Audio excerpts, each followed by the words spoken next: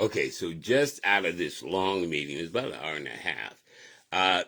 Did they accomplish some things? Well, the policy committee did decide to send some things to the full board for a vote to change some policies regarding the Detroit Police Department's operations.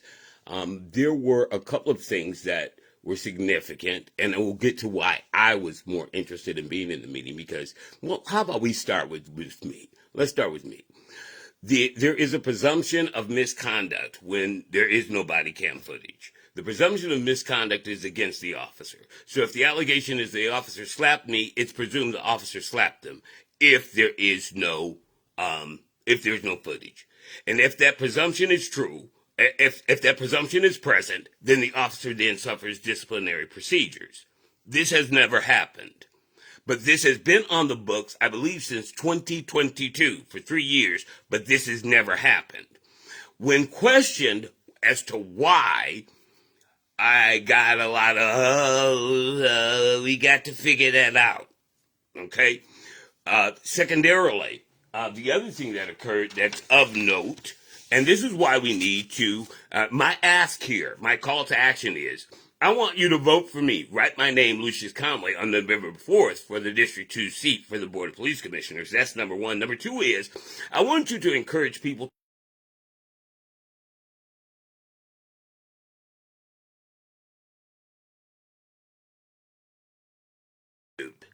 just look for my name, you'll find it. And then there is, the other thing was that after the presumption of misconduct, which is a part of our law, part of our ordinance, that the officer is considered pretty much guilty of the accusation if there's no body cam footage. In 9 times out of 10 cases, there's no body cam footage. So officers should have been being disciplined left and right. However, they weren't. Maybe one of the reasons is this. All complaints, criminal and civil, under our charter, which is the city constitution, all complaints go to the Board of Police Commissioners first. That's not what's happening.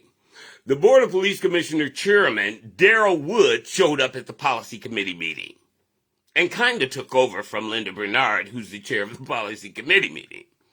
And Darrell Woods and Linda Bernard went back and forth over this particular fact. The complaints do not directly come into the Board of Police Commissioners. According to our charter, they're supposed to, they don't. Somehow they're being redirected to the Detroit Police Department Office of Internal Affairs. Who made that decision? When that decision was made? How that decision was made? Nobody knows. At least Mr. Woods wasn't forthcoming, but he was insistent that the process continue to do that. Against Ms. Bernard saying, that's against the law. That's against the law. It's against the charter. It can't happen that way. To which Commissioner Woods responded, well, I'll see you in court. This is what's going on. And baby, see me in court, he will. See me in court, he will. Okay? Because I don't play that. And I ain't got to go get a lawyer. I know the file for myself. And when this summary judgment come down against the Detroit Police Department, even before then, after I filed my mandamus and my civil complaint for the absence of body cam footage, this is next. This is next. As a matter of fact, I can write this into the mandamus lawsuit. Because the mandamus lawsuit is about them actually utilizing and acting on the presumption of misconduct where there is no body cam footage, where the Detroit Constitution says there has to be body cam footage, otherwise the officer is pretty much considered guilty of whatever he's alleged to have done. And we could wreak havoc with that. So, the other things they talked about, they really obsessed about firearms. What kind of firearms the Detroit Police Department has. What kind of training the Detroit policemen have on firearms. The Chief of Police authorizes firearms and their use, etc., etc., etc. I mean, they went on and on and on about that. And this little beautiful piece, Detroit Police Manual, you can get it off the internet, Detroit Police Department Manual. 304.5-7.3, laws of searches and seizures. It's 3 points. That's what they teach them about searches and seizures. See them? Here. This is the law they learn right here about dealing with us. See? Law, search and seizure. That's it. That's it. That's it. They don't know about procedural justice training, which is what they need, which is what I will ensure that they get if you put me in the chair. You put me in the chair, I got more power.